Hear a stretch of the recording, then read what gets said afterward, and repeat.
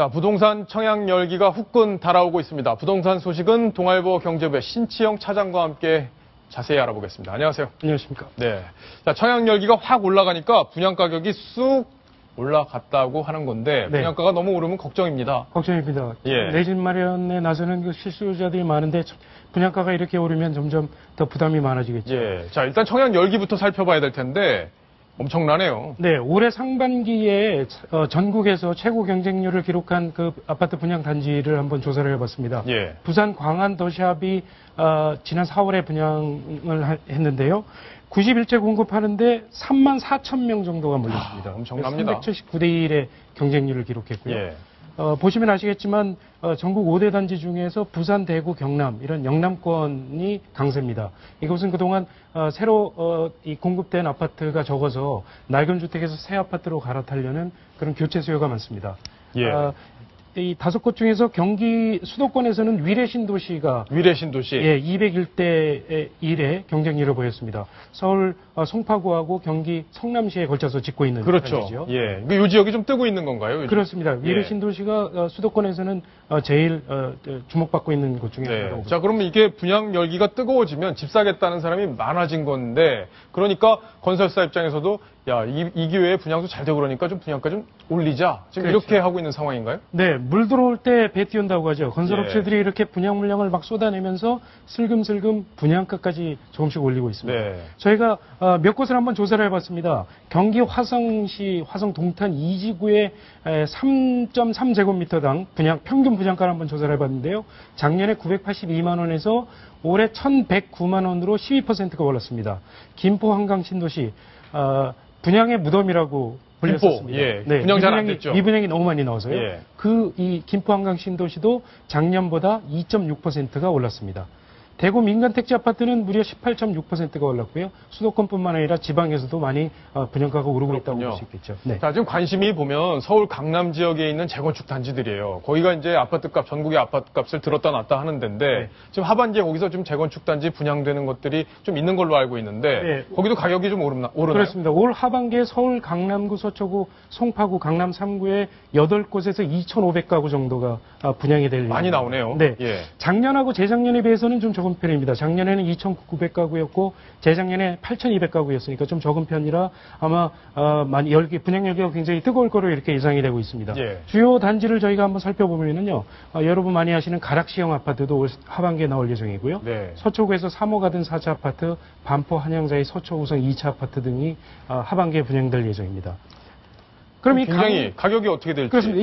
이 아파트들이 평당 분양가가 얼마나 될 것이냐, 이게 굉장히 지금 초미의 관심입니다. 네. 2011년에 강남 3구 재건축 아파트의 평당 분양가가 2,798만 원이었는데요. 네. 2013년에 3,697만 원까지 올랐다가 작년에 3,151만 원까지 떨어졌죠. 엄청나네. 올해 얼마나 되겠느냐? 예.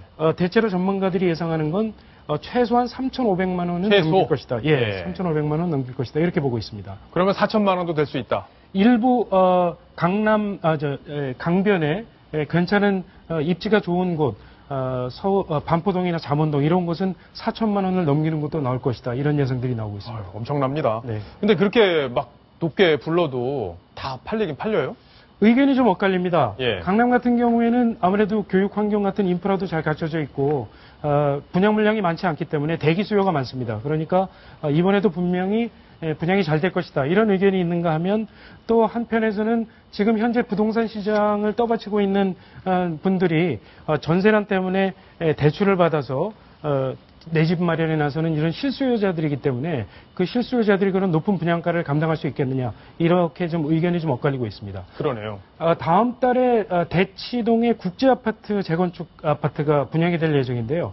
그 아파트가 어느 정도의 분양이 될 것이냐, 분양 열기가 어느 정도 될 것이냐 아마 바로미터가 될 것 같은데요. 그 바로 옆에 있는 아파트가 레미안 청실 아파트가 2013년에 분양이 됐을 때 평당 분양가가 3,300만 원이었습니다. 예. 아마 2년이라는 시간이 지났고 그다음에 점점 그 마감제도 좋아지고 하기 때문에 분양가가 최소한 3,500만 원을 넘길 것이다. 이렇게 보고 있는데 분양 열기가 얼마나 될 것이냐. 그게 관심사입니다. 예, 그 주변 시세에도 영향을 좀 줄 것 같은데 주변에도 아파트 값이 그 지역은 많이 오르는 것 같던데. 자, 천상철 차장은 집 사셨어요? 예. 맞습니다. 예. 사셨어요? 예. 예. 그럼 뭐 올라도 크게 걱정 안 하시겠어요? 사실 작년에 그러니까 제가 예. 이사를 가면서 이제 작년 말에 이사를 갔는데 그 근처에 이제 신규 아파트 단지가 섰어요. 그래서 거기서 이제 미분양이 났으니까 할인 분양을 해주겠다고 15% 할인 분양 해주겠다고 1층 좋은 거 있다고 예. 연락이 와서 갔었어요. 그래서 견본주택에 가서 봤는데 살까 말까 하다가 이거 떨어지겠지. 안 샀는데 그게 이제 다 팔려나가고 지금 막 올라갔다는 거예요. 불과 1년이 안 됐어요, 채. 예. 정말 이렇게 마이너스에서 뭐 그럴 수 있죠. 마이너스의 손. 예, 무슨 말씀인지 알겠네요. 자, 근데 마지막으로 하나만 짚어주셨으면 좋겠는데 신청처장. 네. 부동산 가격이 지금 앞으로 계속 오를지 지금 집을 사도 손해는 안 보겠다 이렇게 생각을 해야 될지 어떻습니까? 많은 분들의 관심사입니다. 예. 지금 말씀드린 대로 이 집값을 떠받치는 부동산 경기를 떠받치는 분들은 실수요자거든요. 네. 전세가 너무 오르니까. 오르니까 예. 조금 대출 받아서 내 집 살 수 있을 때 사자 이런 분들이 많습니다. 지금 금리가 기준금리가 연 1.5%까지 떨어졌는데요. 이렇게까지 낮았던 적이 없습니다. 지금 뭐 한 2, 3% 정도면은 대출을 받을 수 있으니까요. 그러면 문제는 금리가 언제까지 이렇게 낮게 유지가 될 수 있느냐 이게 제일 그게 궁금하네요. 관심사겠죠. 예. 올 9월쯤이면 미국이 금리 인상이 났을 것이다. 이런 예상들이 많습니다. 2008년 글로벌 금융위기 때부터 지금 제로 금리를 유지하고 있는데 미국의 경우에 금리를 한번 올리기 시작하면 한 2, 3년 동안 계속 금리를 올리는 이런 성향이 패턴이 있습니다. 있죠. 예. 그렇습니다. 지난번 2003, 4년 금리를 올릴 때 한 3.5%포인트를 이렇게 올린 적도 있거든요. 그럼 미국이 이렇게 금리를 올릴 때 우리는 올리지 않고 가만히 낮은 금리를 유지할 수 있겠느냐? 퀘스천입니다. 예. 금리가 올라갈 가능성이 상당히 높다고 볼 수 있겠죠. 그렇군요. 네, 그러면 금리가 올라갔을 때 실수요자들이 지금처럼 대출을 많이 받아서 아파트를 사겠느냐?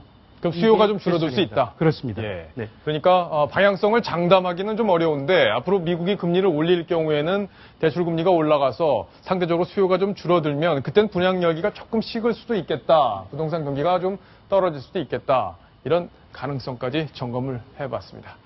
자, 부동산 소식은 여기까지 마무리합니다.